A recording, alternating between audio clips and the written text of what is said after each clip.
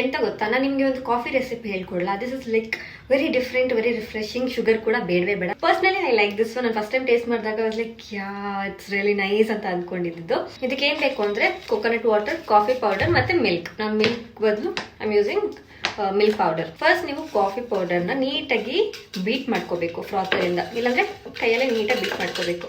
ಅದಕ್ಕೆ ನಮ್ಗೆ ಎಷ್ಟು ಬೇಕು ಅಷ್ಟು ಮಿಲ್ಕ್. ಏನಾದರೂ ಕಾಫಿ ಓವರ್ ಪವರಿಂಗ್ ಅನ್ಸಿದ್ರೆ ನೀವು ಶುಗರ್ ಯೂಸ್ ಮಾಡ್ಬೋದು. ನೀಟಾಗಿ ಫ್ರಾತಿ ಆಗೋವರೆಗೂ ನಾವು ಇದನ್ನ ಬೀಟ್ ಮಾಡಬೇಕು. ಈ ಥರ ನೀವು ಫ್ರಾತಿಯಾಗಿ ಮಾಡಿಕೊಂಡ್ರೆ ನೋಡೋಕೊಂತಾರೆ ಚೆನ್ನಾಗಿ ಕಾಣುತ್ತೆ ಅಷ್ಟೇ, ಏನು ಡಿಫ್ರೆನ್ಸ್ ಏನು ಜಾಸ್ತಿ ಬರಲ್ಲ. This is how it should be looking. ಈಗ ಏನೂ ಇಲ್ಲ, ವೆರಿ ಸಿಂಪಲ್. ಕೊಕೊನಟ್ ವಾಟರ್, ನಿಮಗೆ ಎಷ್ಟು ಬೇಕು ಅಷ್ಟು, ಸ್ವಲ್ಪ ಐಸ್. ನಿಮಗೆ ಕೋಲ್ಡ್ ಬೇಕು ಅಂದರೆ ಮಾತ್ರ.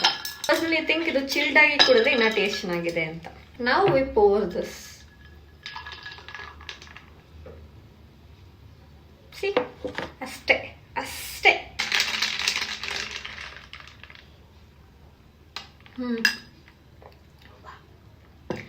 I swear you have to try this. ಓಕೆನಾ? ನೀವು ಟ್ರೈ ಮಾಡಿ ಕುಡಿಯೋವರೆಗೂ ನಿಮಗೆ ಸ್ವಲ್ಪ ವಿಯರ್ಡ್ ಅನಿಸುತ್ತೆ, ಬಟ್ ಕಾಂಬಿನೇಷನ್ ವಿಯರ್ಡ್ ಅನ್ಸುತ್ತೆ, but you have to try this.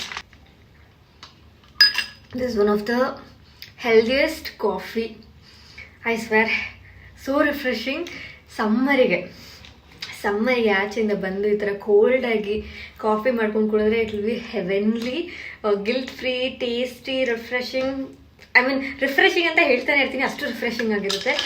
You need to try this.